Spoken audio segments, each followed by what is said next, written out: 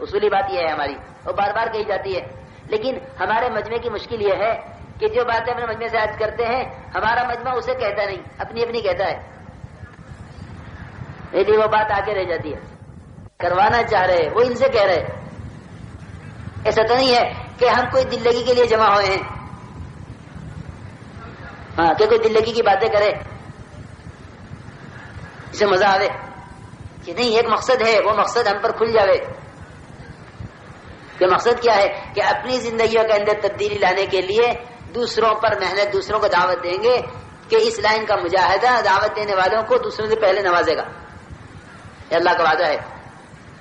کیونکہ اللہ کی طرف بلانے والے اللہ کے اور اس کے بندوں کے درمیان رابطہ ہیں، تو جو اللہ کے بندوں کے درمیان رابطہ ہے کہ رابطے والوں کو پہلے ملتا ہے کہ تم ہمارے بندوں کو ہم سے جوڑو گے تو ہم ان سے پہلے تمہیں اپنے سے جوڑ لیں گے۔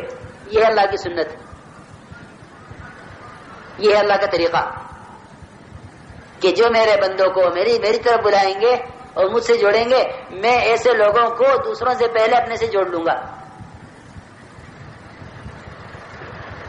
میرے دوستو بزرگوں، جو کسی کھوئے ہوئے بیٹے کو اس کے باپ تک پہنچاوے گا کہ اس کا باپ اس تلاش کر کے لانے والے سے زیادہ خوش ہوگا، کہ اللہ رب العزت ان بندوں سے خوش ہوتے ہیں جو اللہ کے کھوئے ہوئے بندوں کو اللہ سے ملاویں۔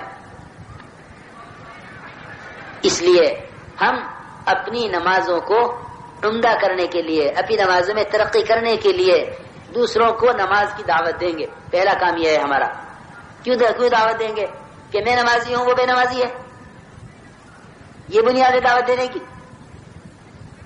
نہیں میرے بزرگوں دوستوں، بنیاد یہ ہے کہ میں اپنی نماز میں ترقی کے لیے دوسروں کو نماز کی دعوت دے رہا ہوں تاکہ اس بے نمازی کی نحوست سے کہیں ہمارے اپنے اعمال متاثر نہ ہوں۔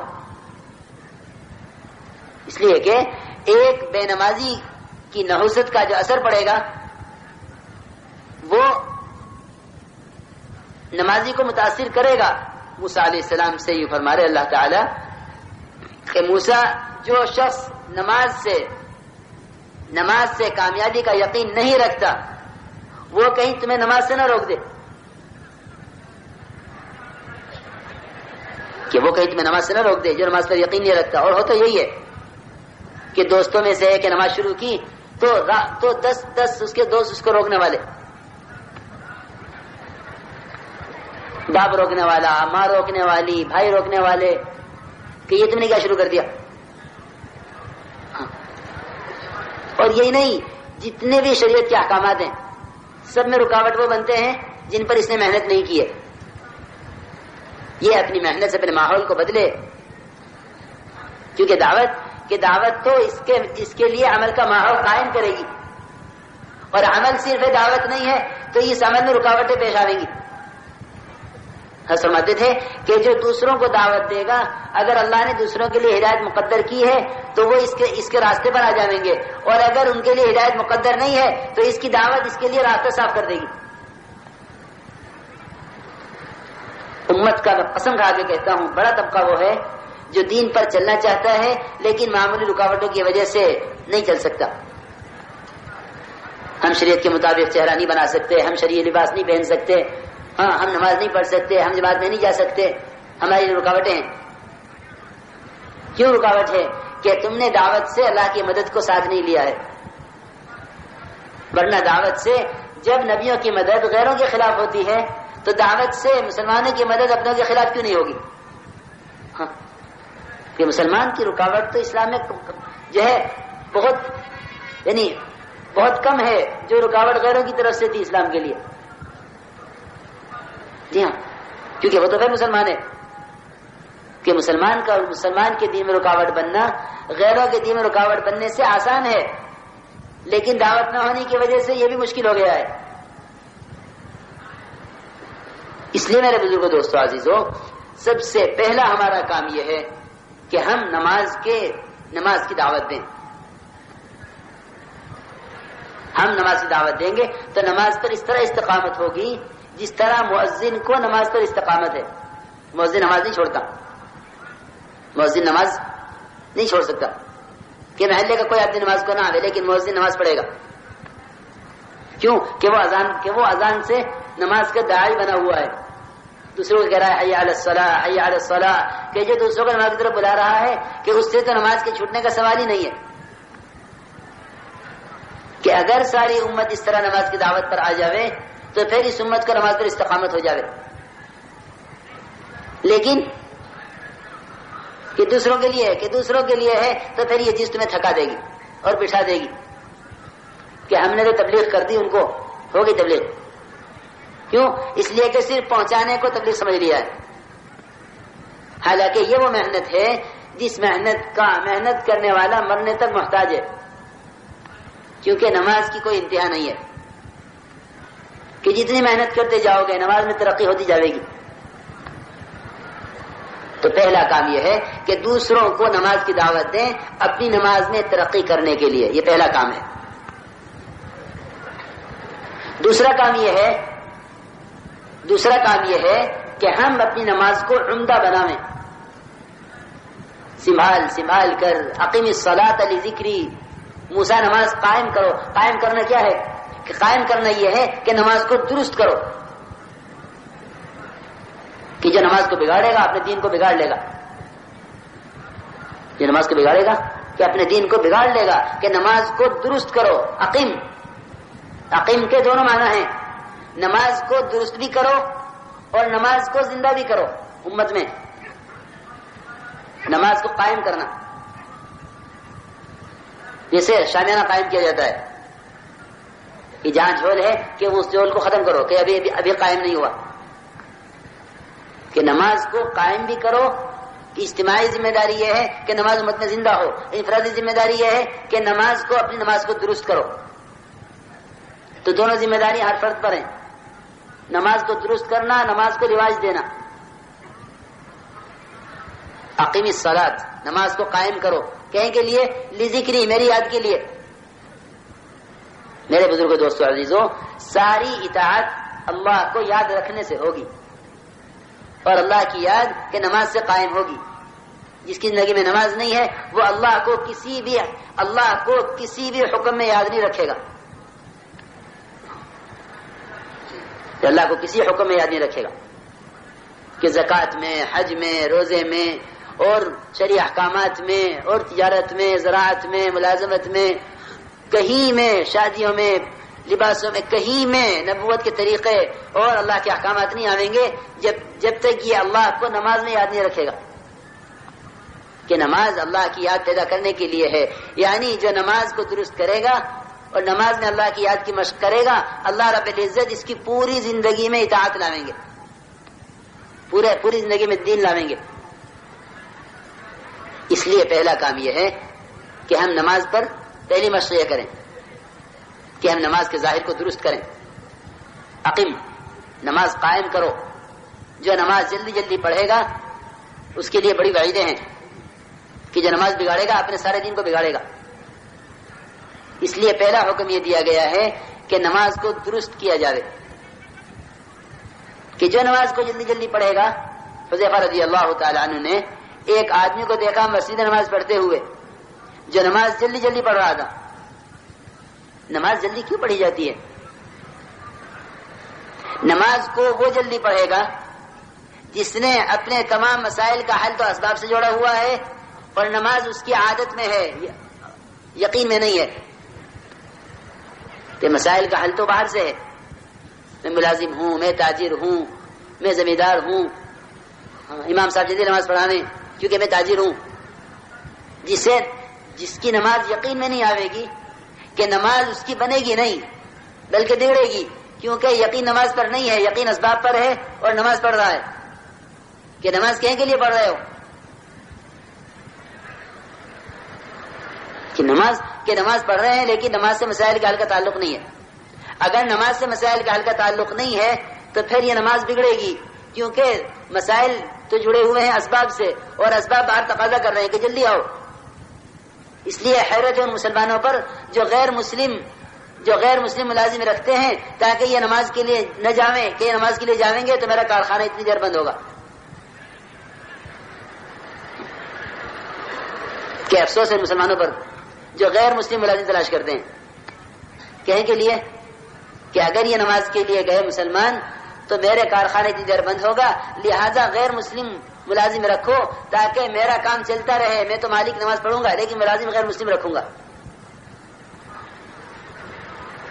تاکہ اتنی دیر بھی میری دکان یا میرا کارخانہ چلتا رہے.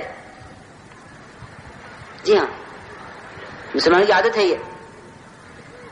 کیونکہ اگر مسلمان رکھیں گے تو پھر وہ کیا کرے گا کہ وہ 5 وقت کی نماز پہ جاوے گا اور ہر نماز میں کہ 15 منٹ لے گا جانے کے آنے کے. اس لیے غیر مسلم ملازم چاہیے. جی ہاں، عرب ملکوں میں غیر مسلم ملازم بلاویں تاکہ نہ یہ عمرے کو جاوے نہ یہ حج کو جاوے. جی ہاں، یہ نماز پر یقین نہ ہونے کی وجہ ہے کہ مسلمان کو نمازی ملازم نہیں چاہیے.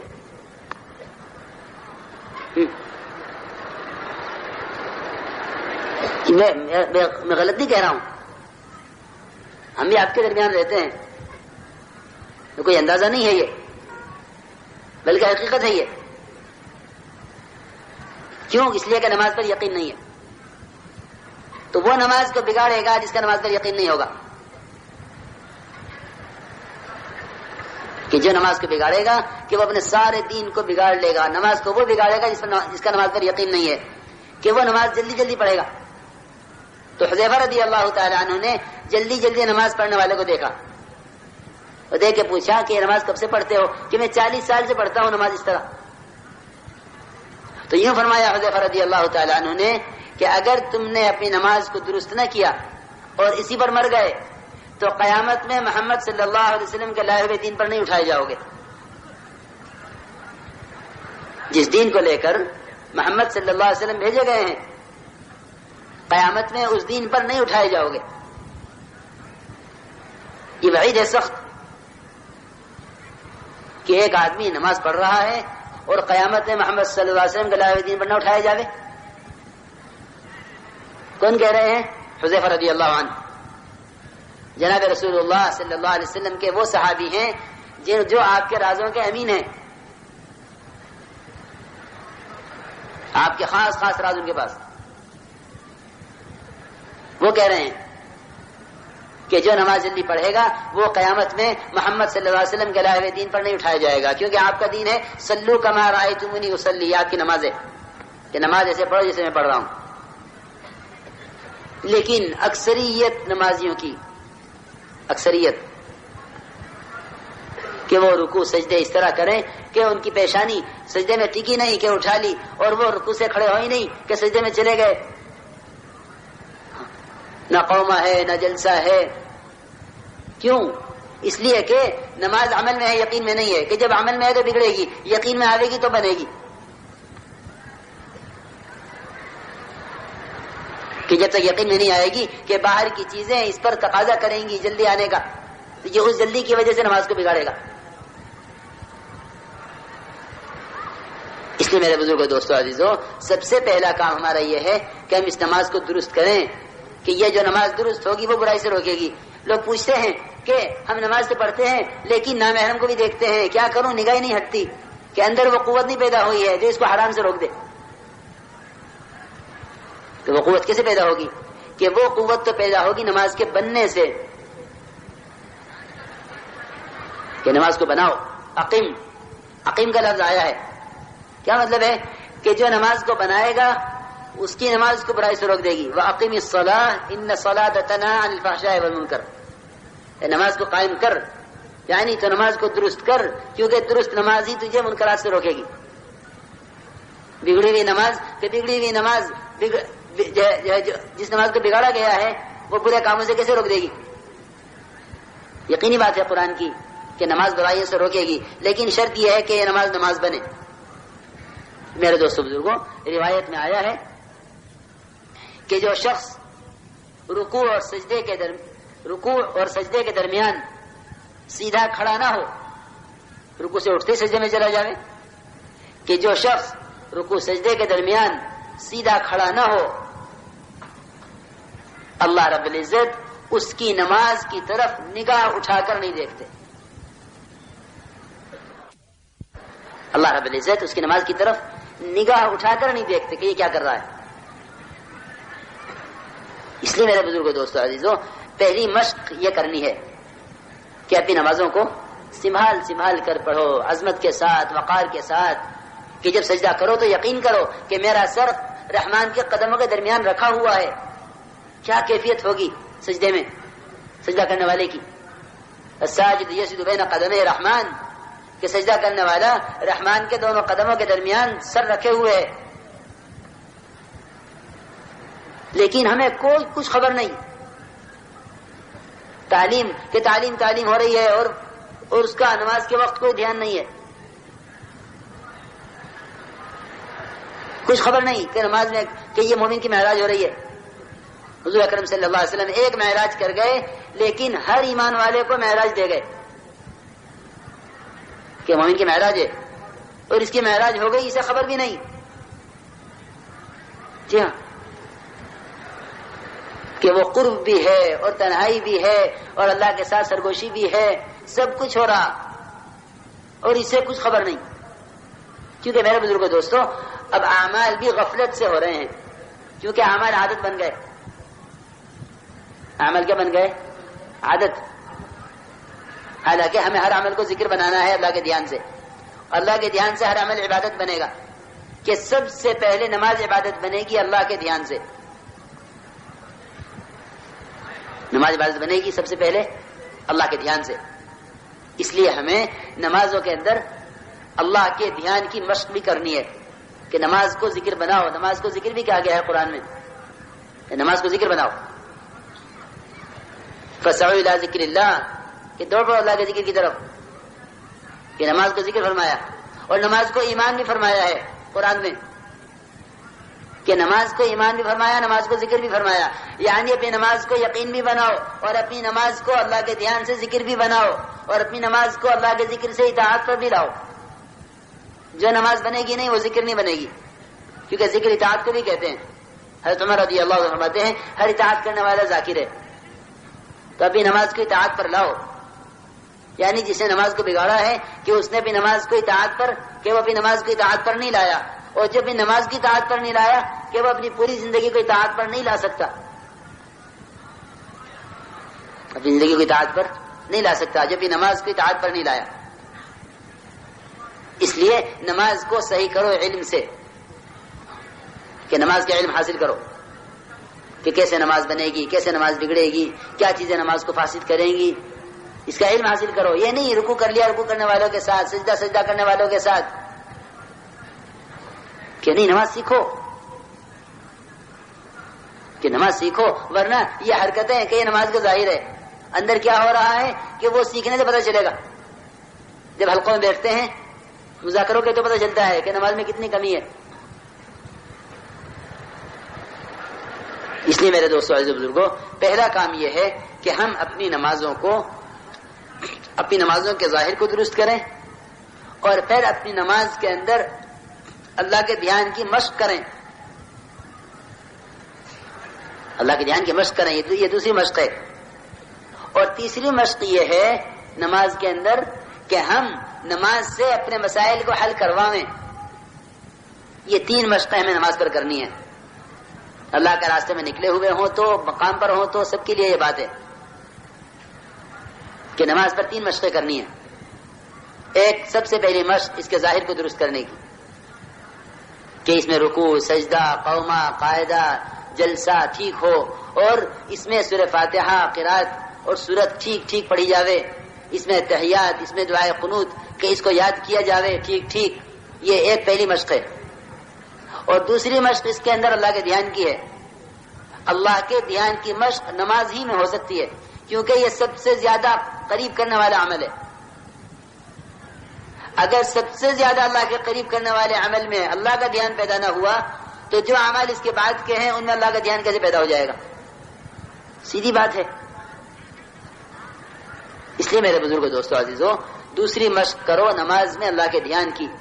میں سچی عرض کرتا ہوں کہ جتنا اللہ کو یاد رکھا جا سکتا ہے نماز میں، اور جتنا آسان ہے اللہ کو نماز میں یاد کرنا، اتنا کسی عمل میں ممکن نہیں ہے.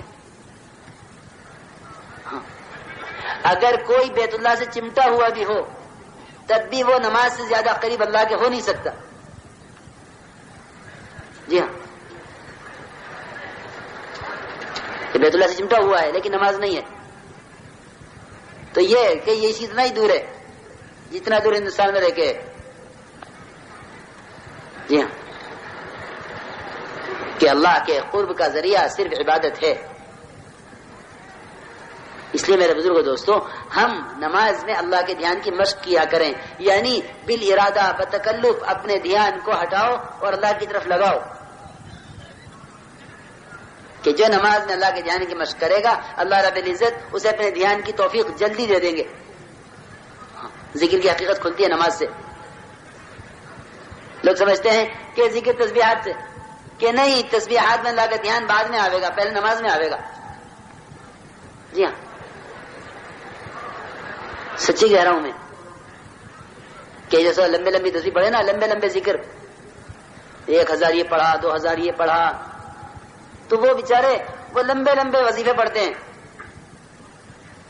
لیکن نماز میں اللہ کے دھیان کی مشق نہ کرنے کی وجہ سے ان کے ان وظائف میں عدد ہی عدد ہیں، دھیان نہیں ہے. بالکل میں صاف صاف عرض کرتا ہوں، اللہ کے دھیان کی مشق کے لیے نماز کے علاوہ کوئی چیز ہے ہی نہیں.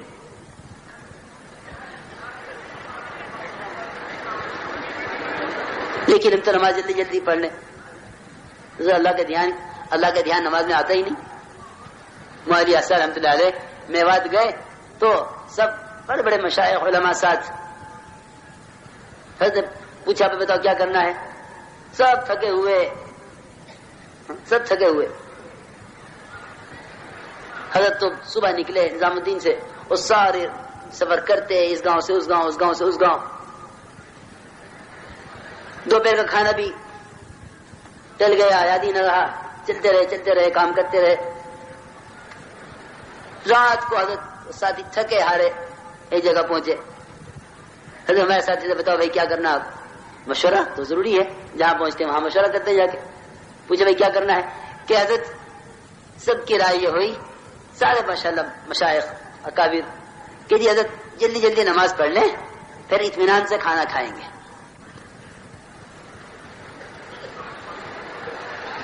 بھائی آپ کی کیا رائے؟ سب کی یہی رائے کہ جلدی جلدی نماز پڑھ لو پھر اطمینان سے کھانا کھائیں. مولوی اثر رحمۃ اللہ علیہ سب کی سن کر ایک بھر کے فرمانے لگے کہ ہے ایسا کرو، جلدی جلدی کھانا کھا لو پھر اطمینان سے نماز پڑھیں گے. میں سچی عرض کرتا ہوں، نماز بوجھ بنی ہوئی ہے، بوجھ، کیونکہ جس میں خشیہ نہ ہوگا نماز اس پر بوجھ ہوگی. انہا لکبیرۃ الا علی الخاشعین، کہ جن کے دلوں کے اندر اللہ کی عظمت، اللہ کا خوف، اس کا خشیہ یعنی اخلاص نہیں اترا ہوا ہوگا کہ نماز ان پر بوجھ ہو جائے گی، یہ ان کے دلوں میں خشیہ نہ ہونے کی علامت ہے. ورنہ محبوب ترین چیز نماز ہوگی. اب تو نوافل دیکھو، کوئی کسی کو غافل نہ رہنے دو، کسی کو غافل نہ رہنے دو، سب کو متوجہ کرو. ہاں اس کو، ہاں دیکھو، ایک آدمی مجمع میں غافل ہوگا نا، سارے مجمع پر اس کا اثر پڑے گا. میں تو جی چاہتا ہے آپ میں سے ہر ایک سے براہ راست بات کروں. بیان تقریر سے مجھے بہت الجھن ہے. میں تو آپ حضرات کی جاتا ہوں، آپ کی آنکھوں میں آنکھیں ڈال کے بات کروں. ورنہ میں سچی کہتا ہوں یہ سب میلے میلے ہیں، کچھ نہیں ہے.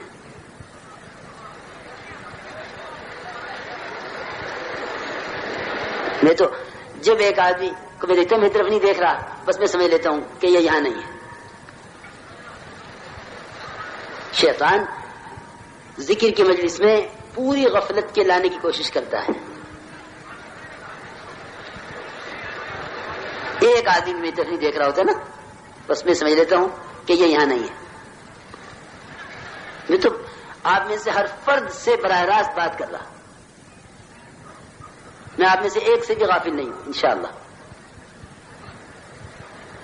اسی میں درخواست یہ ہے کہ آپ میں سے بھی کوئی ہم سے غافل نہ ہو.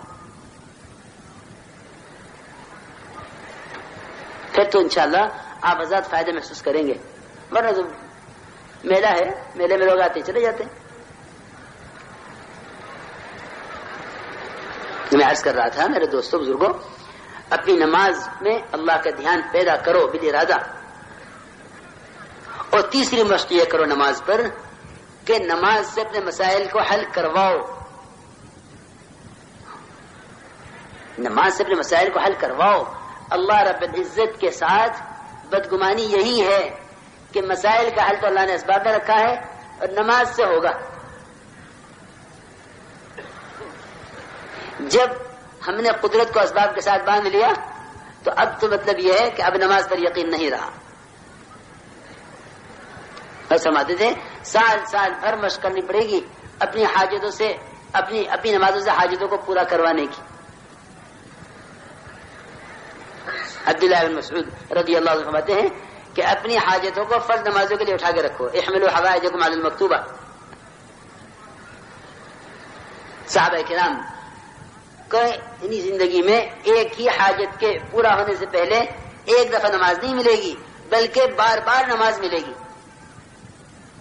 ایسا نہیں ہے ہم تو نماز پڑھ کر پھر چلے جاتے ہیں اسباب کی طرف، وہ نماز پڑھ کر سب کی طرف نہیں آئے بلکہ نماز پڑھ کر پھر نماز کی طرف، پھر آگے دیکھا کہ کام نہیں ہوا پھر نماز کی طرف، پھر آگے دیکھا کام نہیں ہوا پھر نماز کی طرف، یہاں تک کہ اللہ رب العزت نے یہ تو اسباب مہیا فرما دی اس حاجت کے لیے، یا بغیر اسباب کے حاجت پوری فرما دی، دونوں باتیں ہوئی، اور ہمارا یقین ایک پر بھی نہیں ہے۔ ہم یہ سمجھتے ہیں ہماری محنت سے یہ اسباب آئیں گے اور ان اسباب پر محنت کرنے ہی سے ان اسباب سے نتائج نکلیں گے۔ اپنی حاجتوں کو فرض نمازوں کے بعد کے لیے اٹھا کے رکھا کرو، اور حاجت آئی فوراً نماز، یعنی میرے بزرگوں دوستوں عادت بنا لو کہ جب بھی کوئی حاجت آئے گی ہم نماز کو مقدم کریں گے عمل پر، نماز کو مقدم کریں گے سبب پر۔ اللہ رب العزت اسی انتظار میں ہے کہ یہ میرا بندہ اپنی حاجت کے لیے میرے حکم کو مقدم کر دے تو میں یعنی قدرت کو ساتھ کر دوں، لیکن جب بندہ عمل پر سب کو مقدم کرتا ہے تو اللہ رب العزت اس بندے کو اسباب کے حوالے کر دیتے ہیں کہ تو جان تیرے اسباب جانے، اس لیے کہ اللہ کو کوئی وعدہ اسباب کے ساتھ ہے ہی نہیں۔ یہ تو اتنی غلط فہمی ہے کہ اللہ نے انسانوں کی حاجتوں کے لیے اسباب بنائے ہیں، یہ تو میں کیا بتاؤں، جن لوگوں کے ذہنوں میں بیٹھا ہوا تو کچھ خبر ہی نہیں ہے۔ اللہ رب العزت نے تو بندوں کے اندر حاجتیں اس لیے پیدا کی ہیں تاکہ یہ میری طرف آئیں، اور اسباب اس لیے پیدا کیے ہیں تاکہ ان کے میری طرف آنے میں ان کا امتحان ہو، ورنہ اگر اسباب نہ ہوتے تو سب اپنی حاجتوں میں اللہ کی طرف جاتے نا، کہ بھائی اگر اسباب نہ ہوتے تو ہر شخص اپنی حاجت میں اللہ کی طرف جاتا نا۔ اللہ نے تو اسباب اس لیے بنائے ہیں وہ دیکھنا چاہتے ہیں کہ بندہ پہلا قدم کدھر اٹھاتا ہے، سبب کی طرف یا حکم کی طرف، اس لیے اسباب بنائے ہیں۔ ہم یہ سمجھتے ہیں کہ اللہ نے حاجتیں پیدا کی ہیں، ان حاجتوں کی وجہ سے اسباب پیدا کیے ہیں، حالانکہ نہ حاجتیں حاجتوں کے لیے پیدا کی ہیں نہ اسباب حاجتوں کے لیے پیدا کیے، بلکہ حاجتیں پیدا کی ہیں اپنی ذات کی طرف رجوع بڑھانے کے لیے۔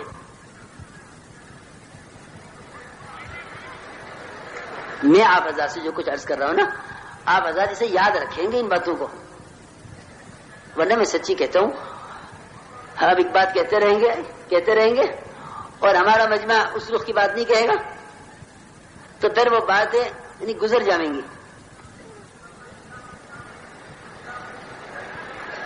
اور میں کیوں نہیں کہتا مجمع ان باتوں کو؟ اس لیے نہیں کہتا مجمع ان باتوں کو کہ یہ باتیں ماحول کے رواج کے خلاف ہیں۔ ہر نبی کی دعوت اس کے ماحول اور اس کے زمانے